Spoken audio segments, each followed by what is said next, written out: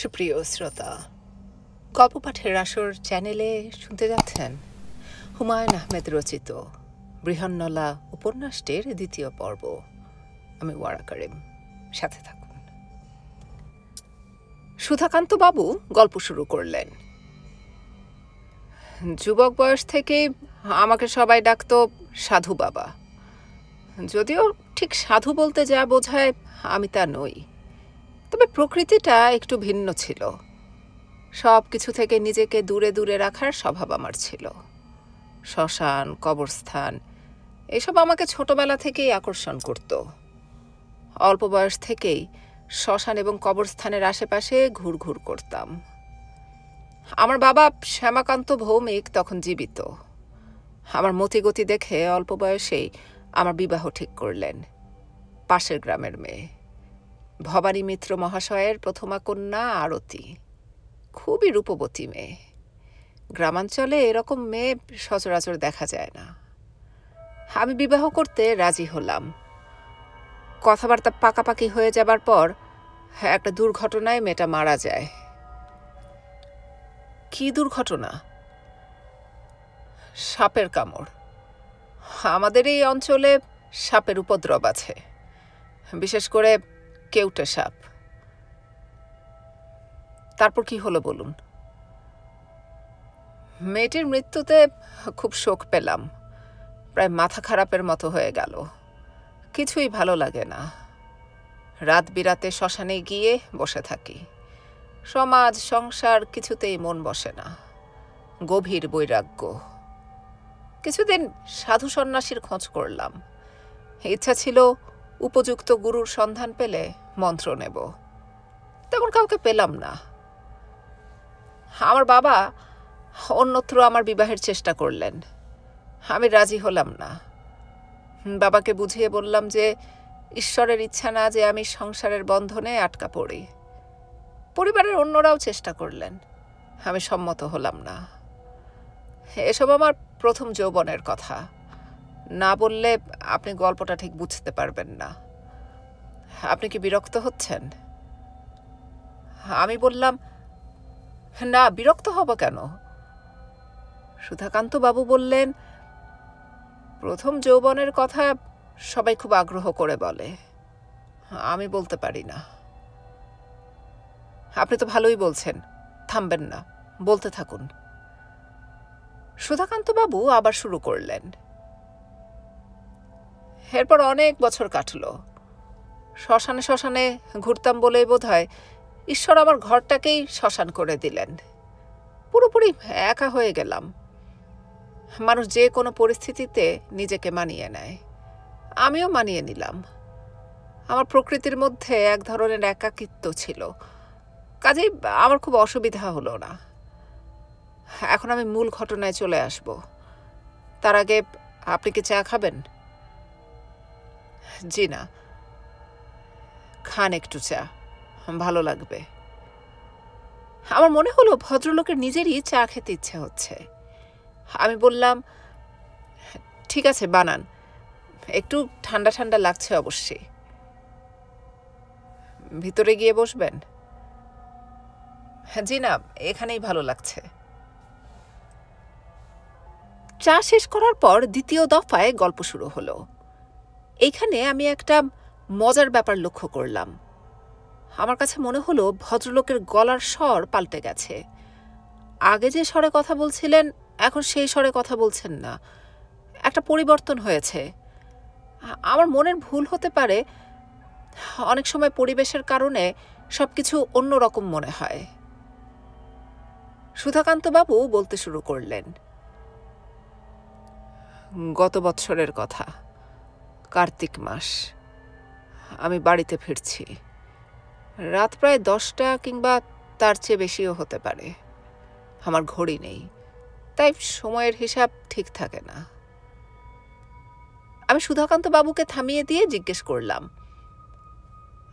আপনার স্কুল তো নিশ্চয়ই 4টা-5টার দিকে ছুটি হয়, এত রাতে ফিরছিলেন কেন? সুধাকান্ত বাবু নিচু গলায় বললেন, রোজই এ সময়ে বাড়ি ফিরি। সকাল সকাল বাড়ি ফেরার কোনো উৎসাহ বোধ করি না। পাবলিক লাইব্রেরি আছে, ওইখানে পত্রিকা টত্রিকা পড়ি, গল্পের বই পড়ি। বলুন, তারপর কি হলো? তারিখটা হচ্ছে 12ই কার্তিক, সোমবার। আমি মানুষ হিসাবে বেশ সাহসী, রাত বিরাতে একা একা ঘোরাফেরা করি।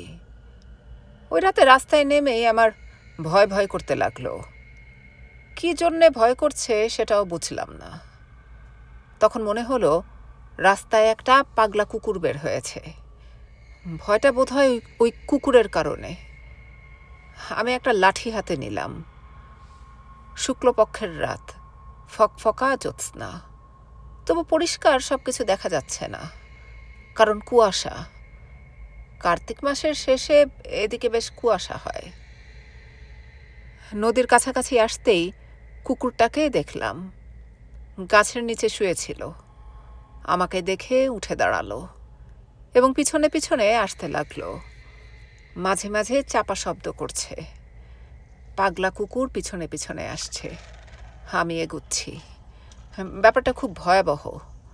যে কোনো মুহূর্তেই কুকুর ছুটে এসে কামড়ে ধরতে পারে। আমি কুকুরটাকে তাড়াবার চেষ্টা করলাম, ঢিল ছুঁড়লাম, লাঠি দিয়ে ভয় দেখালাম। কুকুর নড়ে না, দাঁড়িয়ে থাকে, চাপা শব্দ করতে থাকে। আমি হাঁটতে শুরু করলে সেও হাঁটতে শুরু করে। যাই হোক, আমি কোনো ক্রমে নদীর পাড়ে এসে পৌঁছলাম। তখন আমার খানিকটা সাহস ফিরে এলো, কারণ পাগলা কুকুর পানিতে নামে না। পানি দেখলেই এরা ছুটে পালায়। অদ্ভুত কাণ্ড, কুকুর পানি দেখে ছুটে পালালো না, আমার পিছনে পিছনে পানিতে নেমে পড়ল। আমার বিস্ময়ের সীমা রইল না। আমি নদীর ওপারে উঠলাম, কুকুরটাও উঠল।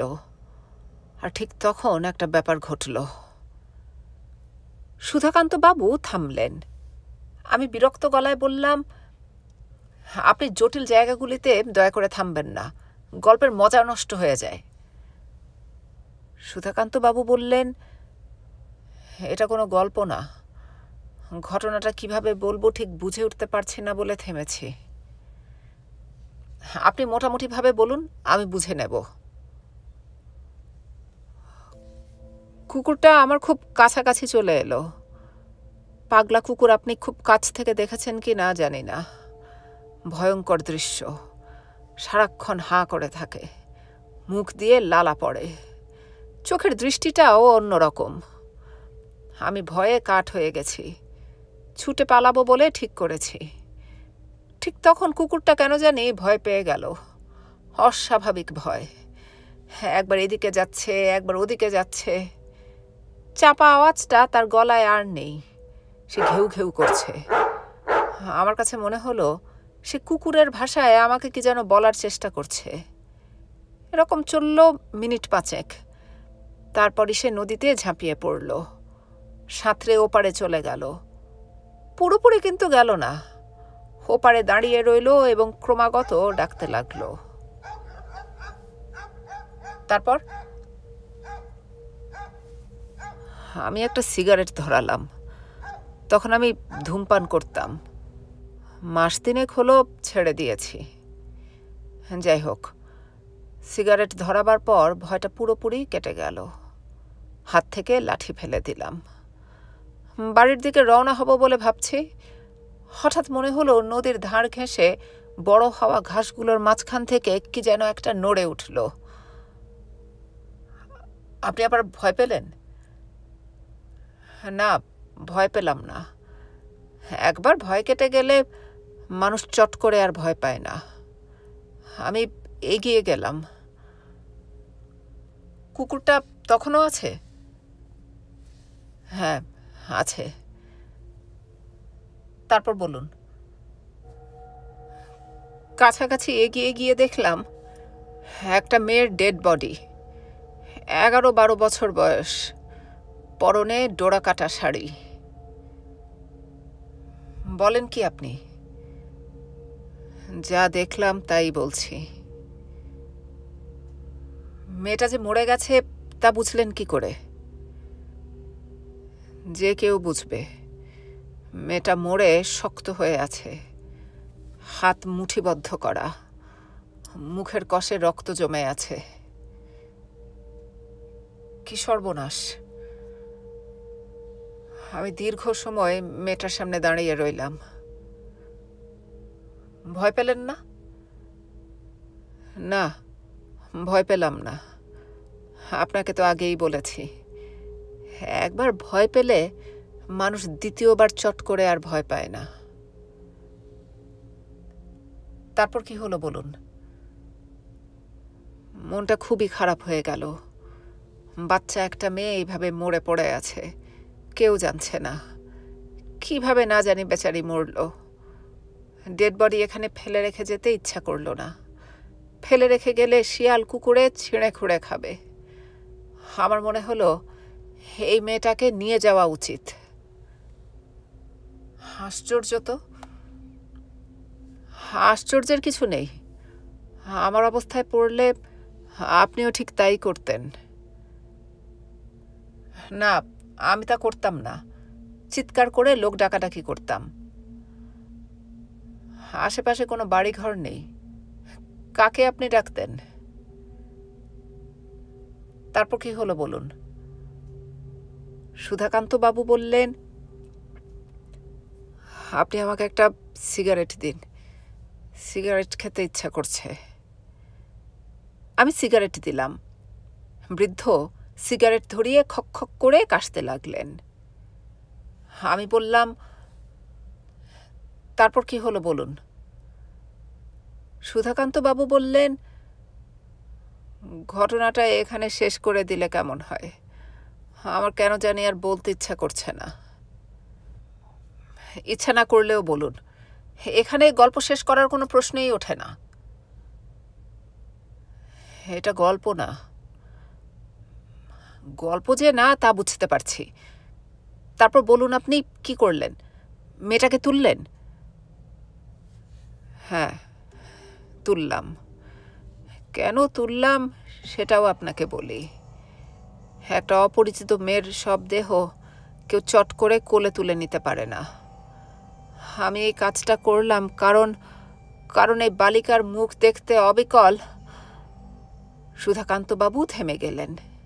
আমি বললাম, মেয়েটি দেখতে ওই মেয়েটির মতো যার সঙ্গে আপনার বিয়ের কথা হয়েছিল, আরতি।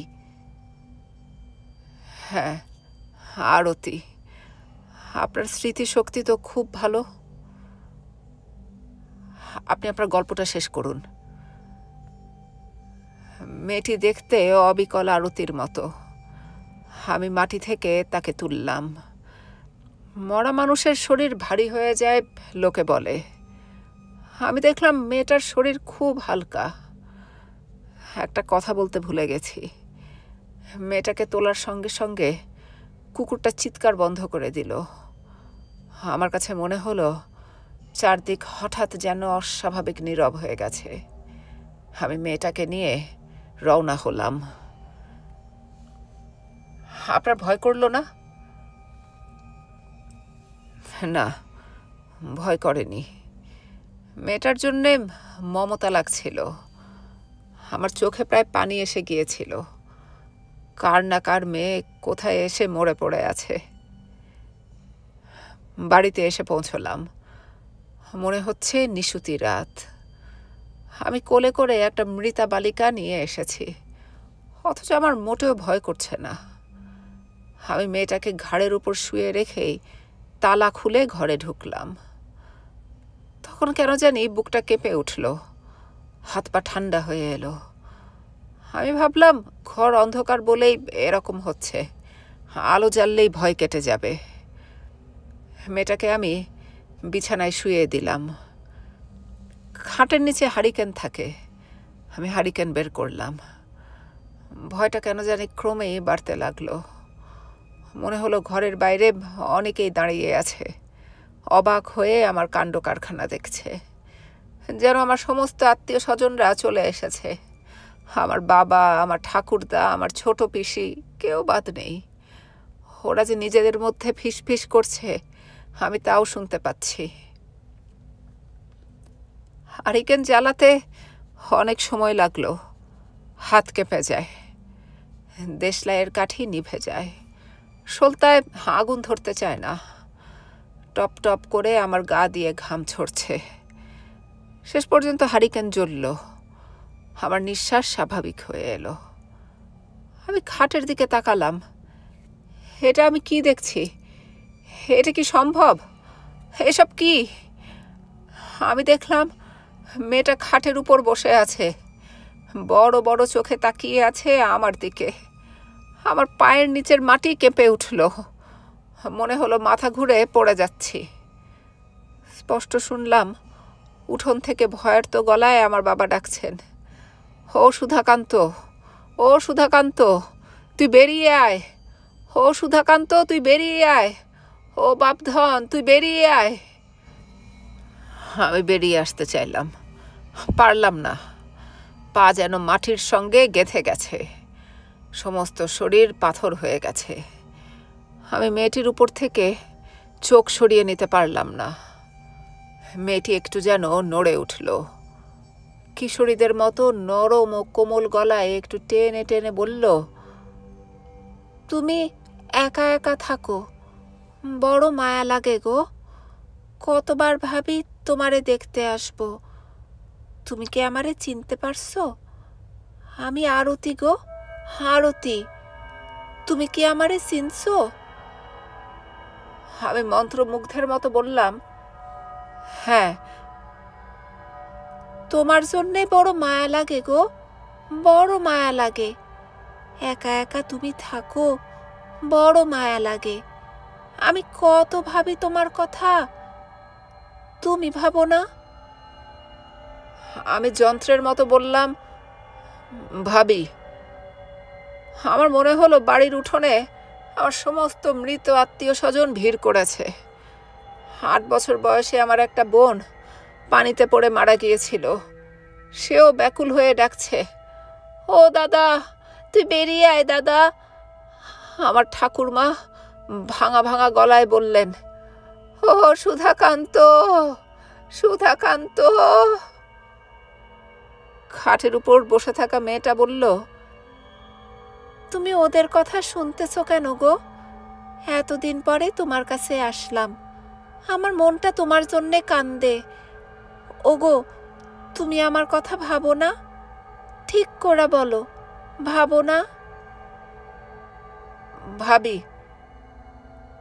আমার গায়ে হাত দিয়ে বলো ভাবি। ওগো, আমার গায়ে হাত দিয়ে বলো।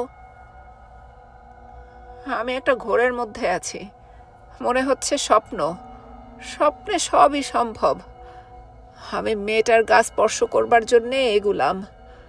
তখনই আমার মৃতা মা উঠোন থেকে চেঁচালেন, খবরদার সুধাকান্ত, খবরদার। আমার ঘোর কেটে গেল। হে আমি কি করছি, হে আমি কি করছি? আমি হাতে ধরে রাখা হারিকেন ছুঁড়ে ফেলে ঘর থেকে বেরোতে গেলাম। খাটের উপর বসে থাকা মেয়েটি পিছন থেকে আমার উপর ঝাঁপিয়ে পড়ল। আমার ডান পায়ের গোড়ালি কামড়ে ধরল, ভয়াবহ কামড়। মনে হলো পায়ের হাড়ে এসে দাঁত ফুটিয়ে দিয়েছে। সে হাত দিয়ে আমাকে ধরল না, কামড়ে ধরে রাখলো। আমি প্রাণপণ চেষ্টা করলাম বেরিয়ে যেতে, কিছুতেই পারলাম না। এতটুকু একটা মেয়ে, কিন্তু কি প্রচণ্ড তার শক্তি। আমি প্রাণপণে চেঁচালাম, কে কোথায় আছো? বাঁচাও, আমাকে বাঁচাও, আমাকে বাঁচাও। তখন একটা ব্যাপার ঘটল। মনে হলো কালো কি একটা যেন উঠোন থেকে ঘরের ভিতর ঝাঁপিয়ে পড়ল মেয়েটির উপর। চাপা গর্জন শোনা যেতে লাগলো। মেয়েটি আমাকে ছেড়ে দিল। আমি পা টানতে টানতে উঠোনে চলে এলাম। উঠোনে দাঁড়িয়ে বুঝতে পারলাম ভিতরে ধস্তাধস্তি হচ্ছে ওই পাগলা কুকুর এবং মেয়েটার মধ্যে। মেয়েটা তীব্র গলায় বলছে, ছাড়, আমাকে ছাড়। কুকুরটা ক্রুদ্ধ গর্জন করছে। সেই গর্জন ঠিক কুকুরের গর্জনও নয়, অদেখা ভুবনের কোনো পশুর গর্জন। সেই গর্জন ছাপিয়েও মেয়েটার গলার স্বর শোনা যাচ্ছে, আমারে খায়া ফেলতাছে, ওগো তুমি কই, আমারে খায়া ফেলতাছে। সুধাকান্ত বাবু থামলেন। আমি বললাম, তারপর? তিনি জবাব দিলেন না। আমি আবার বললাম, তারপর কি হলো সুধাকান্ত বাবু? তিনি আমার দিকে তাকালেন, যেন আমার প্রশ্নই বুঝতে পারছেন না। আমি দেখলাম তিনি থরথর করে কাঁপছেন। আমি বললাম, কি হলো সুধাকান্ত বাবু? তিনি কাঁপা গলায় বললেন, ভয় লাগছে, দেশলাইটা একটু জ্বালান তো। আমি দেশলাই জ্বালালাম। সুধাকান্ত বাবু তার পা বের করে বললেন, দেখুন, কামড়ের দাগ দেখুন। আমি গভীর ক্ষতচিহ্নের দিকে তাকিয়ে রইলাম। সুধাকান্ত বাবু বললেন, ও এখনো আসে, বাড়ির পিছনে থপ থপ করে হাঁটে, নিঃশ্বাস ফেলে, জানালার পাট হঠাৎ করে বন্ধ করে দিয়ে ভয় দেখায়, হাসে, নাকি সুরে কাঁদে, এক একদিন খুব বিরক্ত করে। তখন ওই কুকুরটাও আসে, হুটোপুটি শুরু হয়ে যায়। সাধারণত কৃষ্ণপক্ষের রাতেই বেশি হয়। আমি বললাম, এটা কি কৃষ্ণপক্ষ? সুধাকান্ত বাবু বললেন, না, চাঁদ দেখতে পাচ্ছেন না। আমি বললাম, আপনি তো ভাই ভয়াবহ গল্প শোনালেন, আমি তো এখন রাতে ঘুমোতে পারবো না। ঘুমানোর দরকার নেই, কিছুক্ষণের মধ্যে সূর্য উঠবে, চাঁদ ডুবে গেছে, দেখছেন না? আমি ঘড়ি দেখলাম, 4টা বাজতে 20 মিনিট। সত্যি সত্যিই রাত শেষ হয়ে গেছে। সুধাকান্ত বাবু বললেন, চা খাওয়া যাক, কি বলেন? হ্যাঁ, খাওয়া যাক। তিনি চুলা ধরিয়ে কেটলি বসিয়ে দিয়ে নিচু গলায় বললেন, বড় বিরক্ত করে, মাঝে মাঝে ঢিল মারে টিনের চালে, থু থু করে থুতু ফেলে, ভয় করে। রাত বিরাতে বাথরুমে যেতে হলে হাতে জ্বলন্ত আগুন নিয়ে যেতে হয়। গলায় এই দেখুন একটা অষ্টধাতুর কবজ, কোমরে সব সময় একটা লোহার চাবি বাঁধা থাকে, তবু ভয় কাটে না। বাড়ি ছেড়ে চলে যান না কেন? কোথায় যাব বলুন? পূর্বপুরুষের ভিটে। কাউকে সঙ্গে এনে রাখেন না কেন? কেউ থাকতে চায় না রে ভাই, কেউ থাকতে চায় না। সুধাকান্ত বাবু চায়ের কাপ হাতে তুলে নিলেন। চুমুক দিতে যাব, তখনই বাড়ির একটা কপাট শব্দ করে নড়ে উঠল। আমি চমকে উঠলাম। হাওয়ার কোনো বংশও নেই, কপাটে শব্দ হয় কেন? আমি সুধাকান্ত বাবুর দিকে তাকালাম। তিনি সহজ গলায় বললেন, ভয়ের কিছু নেই, চা খান, কিছুক্ষণের মধ্যেই ভোর হবে। বাড়ির পিছনের বনে খচমচ শব্দ হচ্ছে। আসলে আমি অস্থির বোধ করছি। এই অবস্থা হবে জানলে কে আসতো এই লোকের কাছে? আমার ইচ্ছা করছে ছুটে পালিয়ে যাই। সুধাকান্ত বাবু বললেন, ভয় পাবেন না। আমি ভদ্রলোকের দিকে তাকিয়ে আছি। তিনি এক মনে মন্ত্র আওড়াতে লাগলেন, নিশ্চয়ই ভূত তাড়ানোর মন্ত্র। আমি খুব চেষ্টা করলাম ছোটবেলায় শেখা আয়াতুল কুরসি মনে করতে, কিছুতেই মনে পড়ল না। মাথা পুরোপুরি এলোমেলো হয়ে গেছে, গা দিয়ে ঘাম বেরুচ্ছে, ঠিকমতো নিঃশ্বাসও নিতে পারছি না। মনে হচ্ছে বাতাসের অক্সিজেন হঠাৎ করে অনেকখানি কমে গেছে। ভয় নামক ব্যাপারটি যে কত প্রবল এবং কিরকম সর্বগ্রাসী তাই প্রথম বুঝলাম। একসময় ভোর হলো, ভোরের পাখি ডাকতে লাগলো, আকাশ ফর্সা হলো। তাকিয়ে দেখি গায়ের পাঞ্জাবি ভিজে জবজব করছে।